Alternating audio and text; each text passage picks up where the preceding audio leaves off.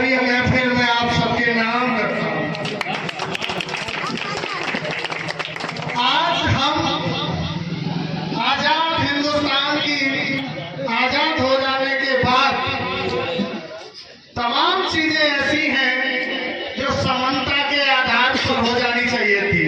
एक समता मूलक समाज की स्थापना होनी चाहिए थी, जहां किसी भी जातिगत, धर्मगत, रंग भेद एवं किसी भी संप्रदाय से हटकर बात होनी चाहिए थी। इस देश के आईन के हिसाब से बात होनी चाहिए थी। लेकिन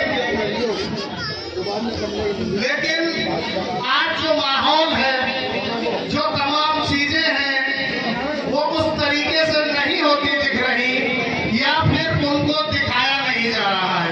मैं नहीं मानता हूं कि जो तमाम चीजें आज प्रचारित की जाती है वो किसी भी माध्यम से सही है। आज की ये महफिल, आज का ये मंच, आज की ये सभा और आज का ये कौमी एकता का ये जो प्रोग्राम है, ये साबित करता है कि ये देश गंगा जमुनी तहजीब का देश है और ये किसी एक का नहीं है, इसमें हर किसी का खून शामिल है। तो हम सब जानते हैं इस देश की आजादी के लिए हमारे देश के हजारों हजार, लाखों लाख सूरमाओं ने जान दी। लेकिन कुछ तथाकथित राष्ट्रभक्त ऐसे भी हुए जिनके लिए आजादी 2014 में आई थी, आई होगी। उनका शैक्षिक स्तर इतना है कि वो उतना ही सोच सकते हैं।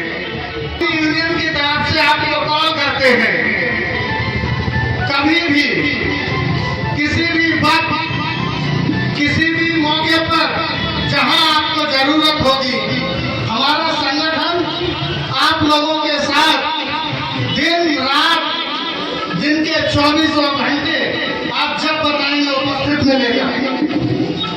दूसरी बात यह है कि जैसा कि अभियान चलाए गए घर घर तिरंगा, अच्छी बात है। निसंदेह रूप से हमें अपने देश के इस पर्व पर, आजादी पर्व पर हमको गर्व करना चाहिए।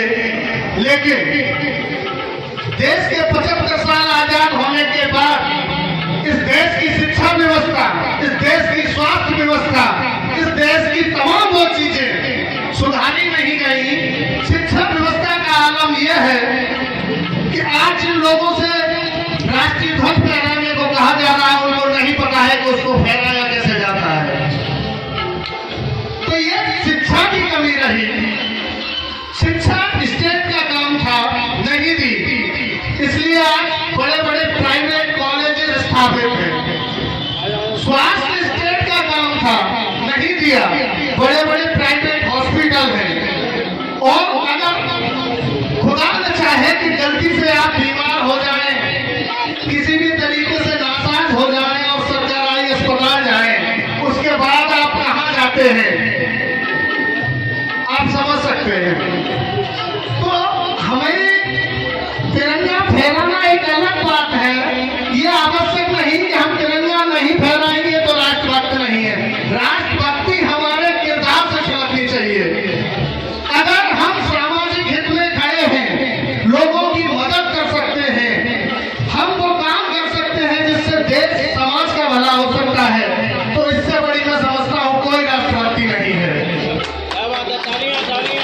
तमाम ऐसी चीजें हैं हमारे यहाँ, बहुत सी चीजें ऐसी हैं जिनको हम निम्न स्तर से कर सकते हैं। वो इस देश के लिए एक बहुत बड़ा योगदान है। वातावरण के प्रति सचेत होकर, शिक्षा व्यवस्था पे सवाल करके, स्वास्थ्य व्यवस्था पे सवाल करके, तमाम ऐसी चीजें हैं। और हुआ क्या कि कुछ समय से कुछ चीजें ऐसी दिखाई जा रही हैं कि इस देश में सिर्फ कुछ विशेष लोगों का अधिकार है। नहीं जनाब, अब्दुल कलाम भी इसी माटी की देन है, अब्दुल हमीद भी इस माटी की देन है। और आज आप मिसाइलों के मामले में जहां अग्रणी हैं, परमाणु हथियारों के मामले में जहां अग्रणी हैं, वो इसी दीन इस्लाम से आते थे जिनकी देन है। तो ये कहना बिल्कुल नागवार है कि हिंदुस्तान किसी एक की विरासत है।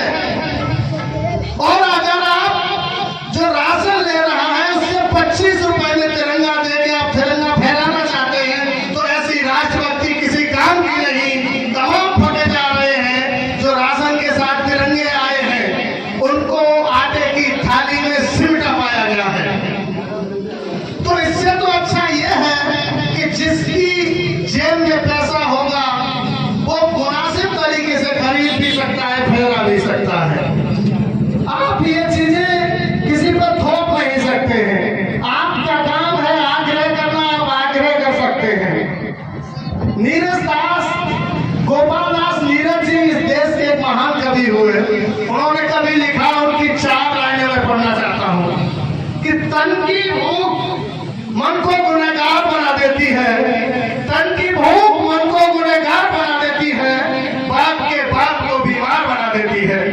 भूखे पेटों को देशभक्ति सिखाने वालों, ये भूख हर व्यक्ति को गद्दार बना देती है। अगर आप मुनासिब शिक्षा, स्वास्थ्य, भूखा, इस देश के मूल अधिकार है, कोई भूख से न मरे, कोई खराब स्वास्थ्य व्यवस्था से न मरे, उस देश में आप ऐसी तमाम चीजें करेंगे तो मैं नहीं समझता। और आज का कार्यक्रम इस चीज की तस्दीक करता है कि कौमी एकता जिंदा थी, है और रहेगी, और इसको मिटाने वाले पहले जाएंगे।